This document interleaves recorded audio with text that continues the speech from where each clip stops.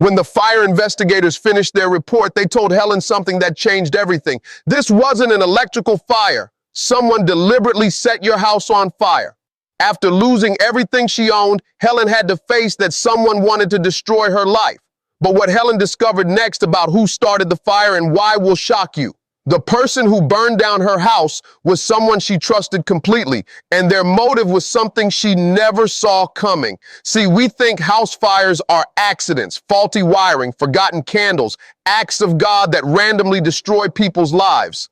But what I learned from Helen's story is that sometimes the greatest devastation in our lives comes from the people closest to us, people we never suspect of being capable of such cruelty. Helen thought she was a victim of terrible luck, but that investigation report revealed she was actually the target of a calculated attack by someone who knew exactly how to destroy everything she loved.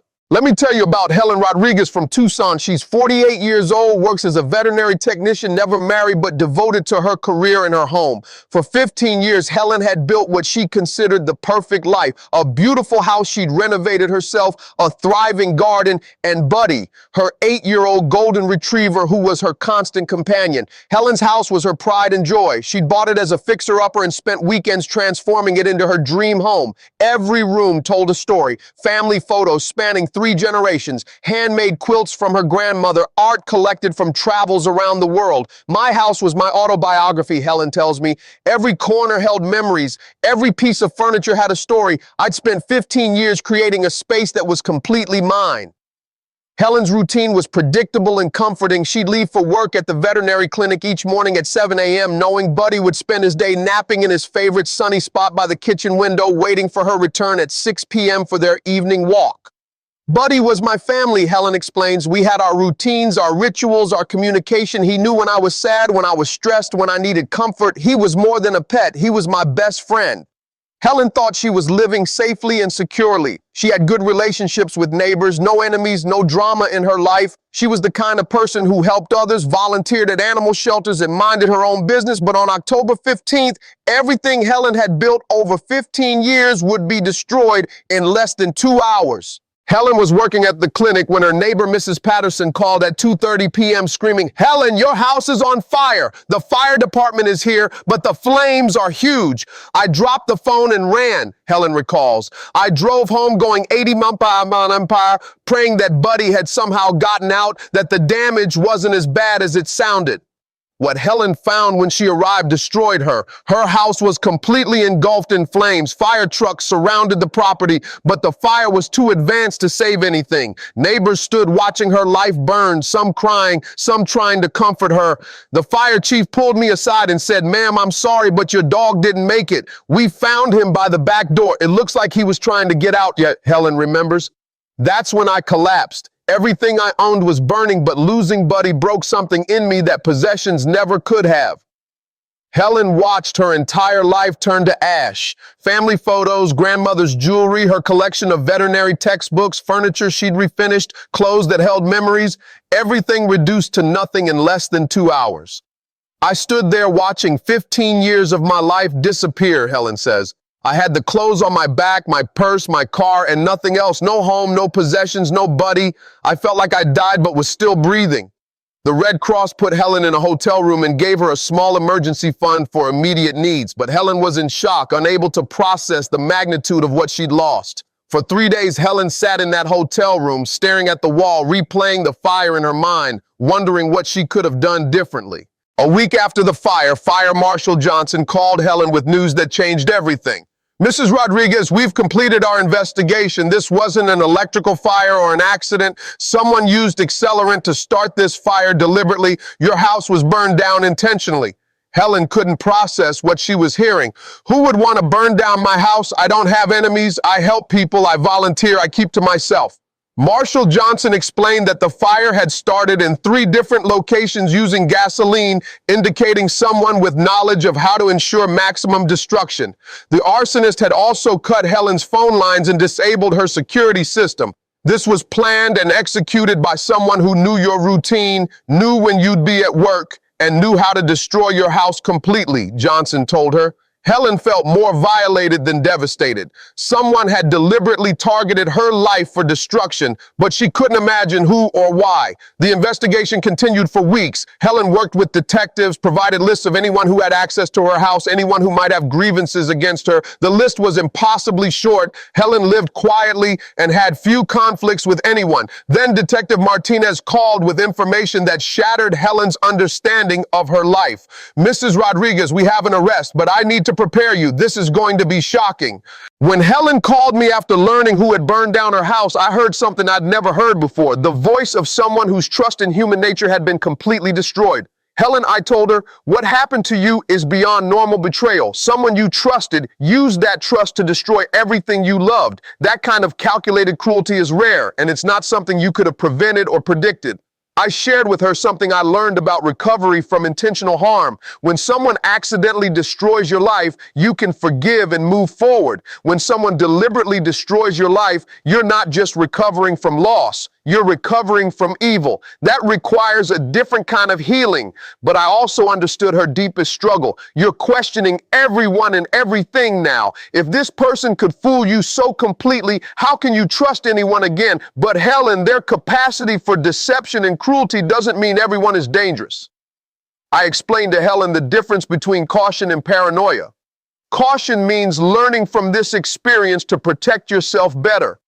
Paranoia means assuming everyone is capable of this level of betrayal. Most people are not. Helen asked me how she could possibly rebuild when she couldn't trust her own judgment about people. I told her, "You rebuild by understanding that some people are expert manipulators who can fool anyone. Their success at deceiving you doesn't mean you're a bad judge of character." Over the next 8 months, Helen and I worked together on what I call trauma recovery from intentional harm. Healing from deliberate betrayal while rebuilding your life and your ability to trust. First, we processed the specific trauma of targeted destruction. You didn't just lose your possessions and your dog, you lost your sense of safety in the world. Someone deliberately tried to destroy your life, and that requires specialized healing. Helen started working with a therapist who specialized in crime victims, learning techniques for processing intentional trauma differently than accidental loss. Second, we focused on practical rebuilding without paranoia. You can take reasonable precautions without becoming fearful of everyone. There's a difference between wisdom and fear. Helen moved to a different neighborhood, installed comprehensive security systems, and chose an apartment building with controlled access and security cameras. Third, we worked on recovering her capacity for trust. Not everyone is capable of what this person did to you. You can learn to trust again by starting small and building up your confidence in your ability to judge character. 10 months after the fire, Helen achieved something she thought was impossible. She adopted a new dog, a rescue golden retriever named Max, and moved into a small house with a fenced yard. I realized that the person who burned down my house wanted me to be afraid, isolated, and broken. Helen says, by rebuilding my life, by learning to love again, by choosing trust over fear, I was defeating their purpose. The breakthrough came when Helen decided to testify at the trial. Facing the person who had destroyed her life in court was terrifying, but it was also empowering.